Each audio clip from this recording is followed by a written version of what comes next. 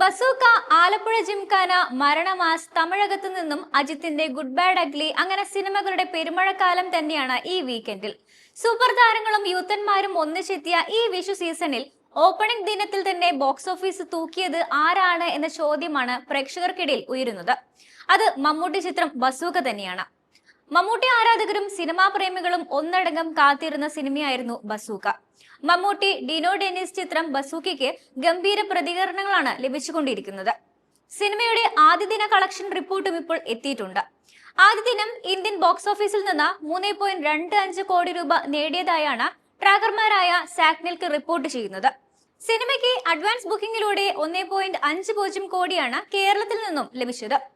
മമ്മൂട്ടിക്കൊപ്പം ഗൗതം വാസുദേവ് മേനോൻ നിർണായക കഥാപാത്രത്തെ സിനിമയിൽ അവതരിപ്പിക്കുന്നുണ്ട്. രണ്ടാം സ്ഥാനത്ത് ആലപ്പുഴ ജിംഖാനയാണ് എത്തിയിരിക്കുന്നത്. തല്ലുമാലയ്ക്ക് ശേഷം ഖാലിദ് റഹ്മാൻ സംവിധാനം ചെയ്യുന്ന ചിത്രം എന്നതിനാൽ തന്നെ വലിയ പ്രതീക്ഷയോടെയാണ് ആലപ്പുഴ ജിംഖാന തിയേറ്ററിലെത്തിയത്. ആദ്യ ദിനം തന്നെ ആ പ്രതീക്ഷ നിലനിർത്താൻ ചിത്രത്തിന് സാധിച്ചു എന്നാണ് ബോക്സ് ഓഫീസ് ട്രാക്കർമാർ പറയുന്നത്.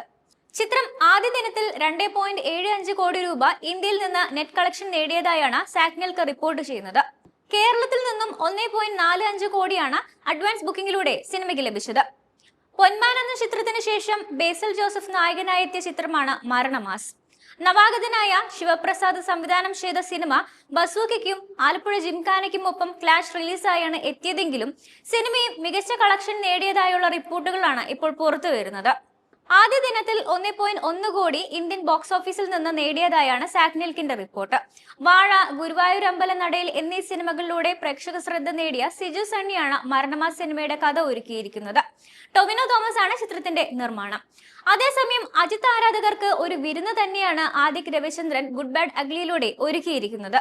വൻ ഹൈപ്പോടെ എത്തിയ വിടാമുയർച്ചയ്ക്ക് ബോക്സ് ഓഫീസിൽ തിരിച്ചടി നേരിടേണ്ടി വന്നെങ്കിലും ഗുഡ് ബാഡ് അഗ്ലി ആ ക്ഷീണം തീർത്തു എന്ന് വ്യക്തമാക്കുന്ന കളക്ഷൻ കണക്കുകളാണ് എത്തുന്നത്.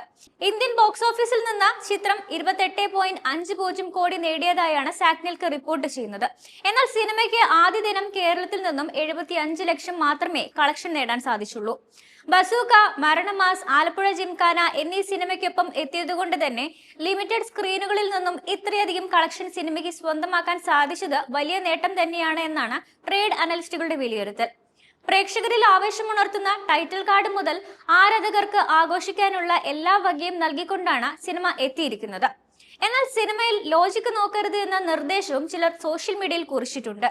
രണ്ടാം ദിവസം തൊട്ട് സിനിമയ്ക്ക് കളക്ഷൻ വർദ്ധിക്കുമെന്നും പറയുന്നുണ്ട്. തൃശിയാണ് സിനിമയിൽ നായികയായി എത്തിയത്.